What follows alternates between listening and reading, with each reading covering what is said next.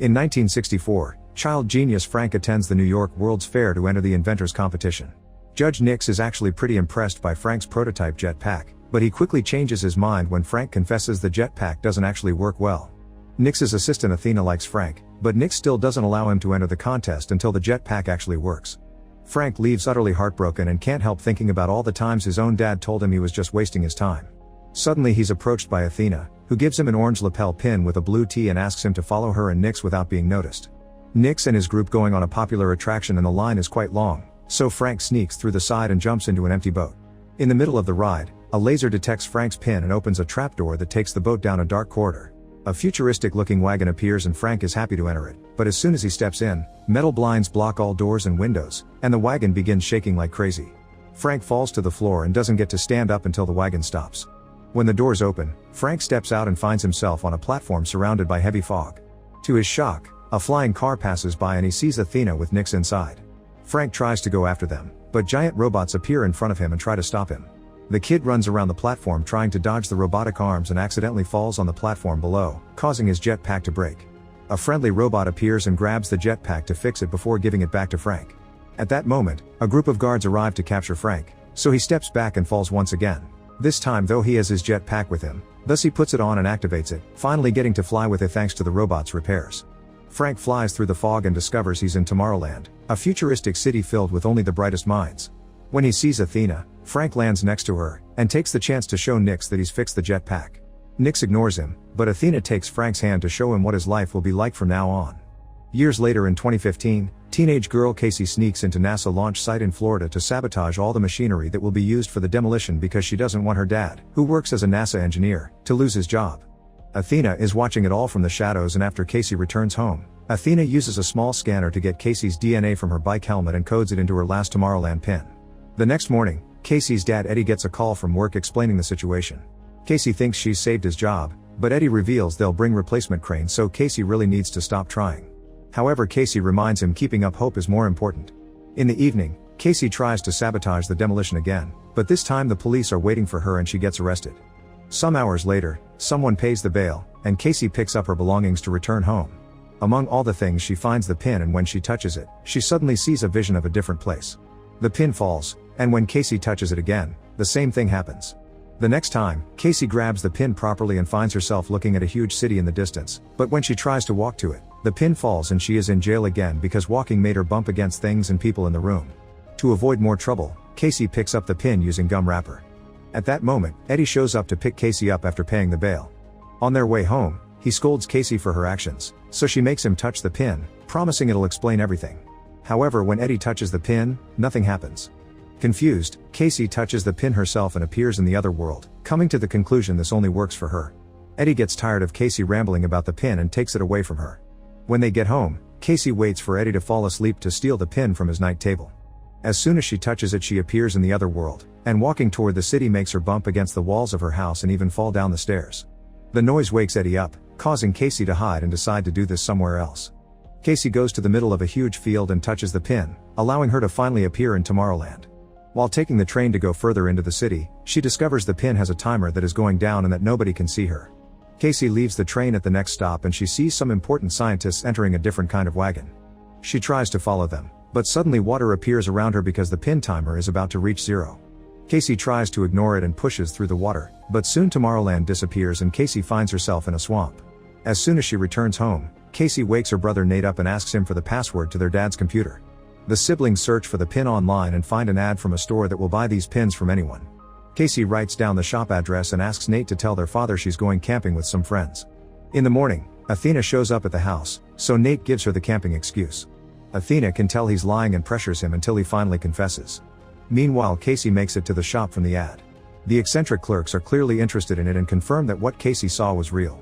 Tomorrowland is a place where all the brightest minds gather to create freely without the chains of government and greed, and the only way to access the city is through the pin. The clerks want to buy the pin and to know where Casey got it, but when Casey refuses to cooperate, they press a button to lock the door and reveal a pair of futuristic weapons that can shoot plasma. Casey tries to hide among the merchandise, but the clerks find her anyway and demand information on some girl. Suddenly, a grenade breaks through the window and freezes the clerks inside a force field. An armed Athena enters the shop too and explains it's a time bomb that won't last long, then helps Casey get her hand out of the field. Unfortunately, this causes the bomb to shut off and the clerks are free again, so they counterattack. Athena fights them hand to hand with the help of Casey throwing merchandise at them, and when Athena removes one of their heads, Casey is shocked to discover both clerks were animatronics. After announcing the animatronics are about to self-destruct, Athena drags Casey out of the shop just in time to avoid the explosion. Then Athena breaks a car window to open it and pushes Casey inside before using a special tool to make the car start as she explains they need to escape before they find them. On the road, Casey begins asking questions, and Athena tells her she was the one that gave her the pin. Before she can say more, she suddenly begins malfunctioning, and Casey watches in horror how Athena fixes herself because she's an animatronic as well. Scared, Casey jumps out of the car and Athena tries to follow her, but as soon as she steps on the road, a truck hits her. The driver immediately comes to check on her, and Casey takes the chance to steal the truck to escape. However, Athena is just fine and immediately runs after the truck, jumping through the window to steal the keys and lock the door.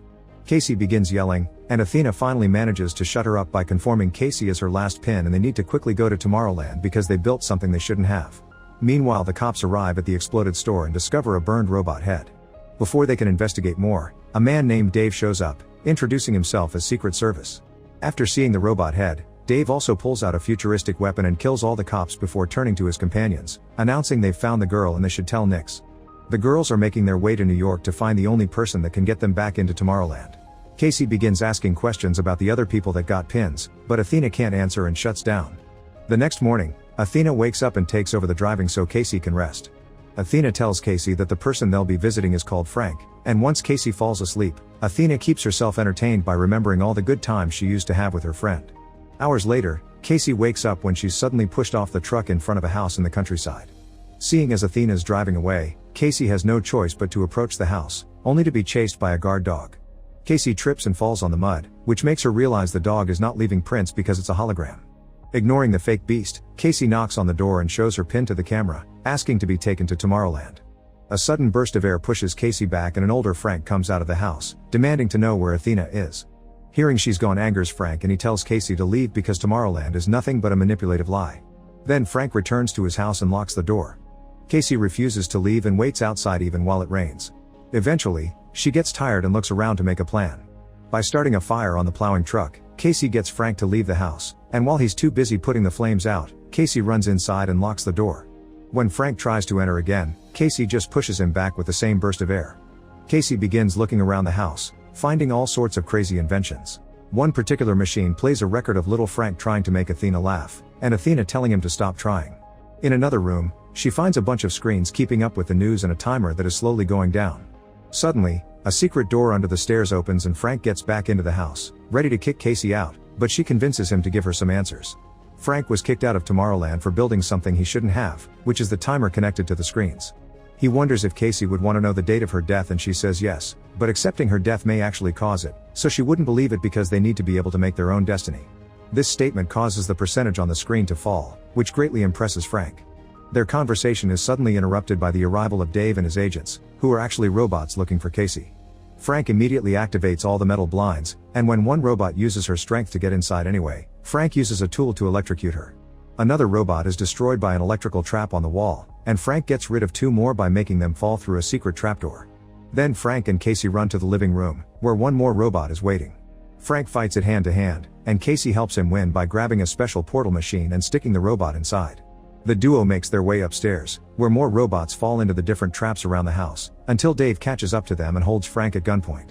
Luckily, Casey finds a bat and uses it to beat Dave to a pulp. Frank then drags Casey into the bathroom and they jump into the tub, which Frank activates to transform it into a capsule. One more robot comes after them and tries to grab the tub, but at that moment Frank launches it, causing the capsule to fly out and land on the lake. Frank and Casey swim out and enter the woods, where Frank has hidden a bike that won't start. The duo is suddenly startled by a light approaching them, but it's just Athena that came to pick them up. The trio leaves in the truck and as soon as they hit the road, Frank and Athena begin arguing. It's revealed that all pins were supposed to be destroyed, and Athena escaped with the last box of 12 to keep on recruiting people. Frank is furious that more young people have been dragged into this and tells Casey that Athena lied. She doesn't shut down if you ask too many questions, it's just her ignoring you. Frank thinks Athena puts up fake emotions to lure you in and abandon you later. Athena is hurt but ignores it for now to take them to the local station where Frank has installed his secret network that transmits to his house. There's another capsule waiting for them, and once the humans are wearing the proper protection, they activate the system that teleports them away. Once they arrive, Casey discovers they're at the top of the Eiffel Tower. There's a guard near the door, but luckily Frank has brought a bunch of inventions in his bag, including a little tool that allows Casey to knock the guard out with just a light tap. They enter a room with an exhibition with famous inventors, and Frank explains that Eiffel, Verne, Tesla, and Edison were the ones that started Tomorrowland by using the Eiffel Tower as an antenna that took them to the other world. There have always been rumors of a secret entrance, and after searching around, Frank activates it. This causes the Eiffel Tower to split into two and reveal a rocket, so the trio hurries inside as more robots arrive to capture them. The energy that the rocket expels when taking off pushes the robots away, and after flying up for a while, the robot goes back again, opening a portal as it falls at a great speed. Moments later, the group arrives in Tomorrowland. The authorities saw them fall and are coming after them, so Frank makes Athena hide a special bomb he brought with him inside her body. The first one to meet them is Nix, the city governor, who wants to arrest them. Frank and Athena quickly change his mind by informing him Casey was capable of lowering the percentage on the screens. Shocked, Nix takes the trio to the headquarters where they keep Frank's dangerous invention, called a tachyon machine. When they take the elevator, Casey sees holograms which happen to be flashes of the future, caused by the machine that utilizes a particle that moves significantly faster than light. The group enters the center of the machine and Frank teaches Casey how to use it, allowing her to look at any point in humanity's history. Casey is shocked to see herself in her house a few mornings ago, and Frank explains the machine can also look forward, so Casey begins going through history at a high speed until she finally sees the issue. The machine has predicted that in 58 days, the world will end.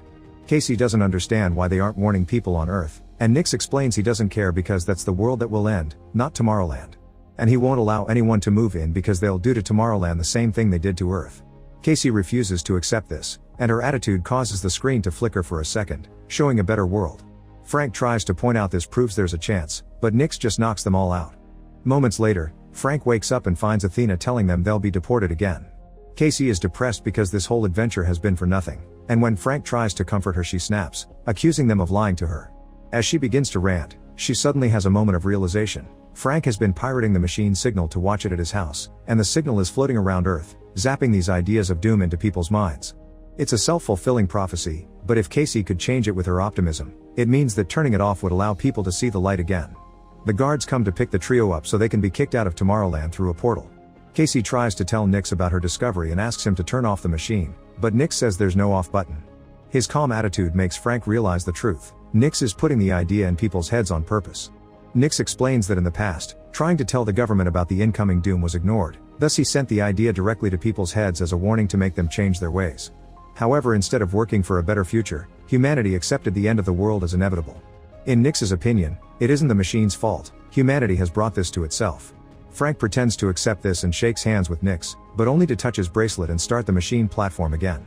Athena and Casey knock out the guards while Frank fights Nix, who activates two robots to go after the girls.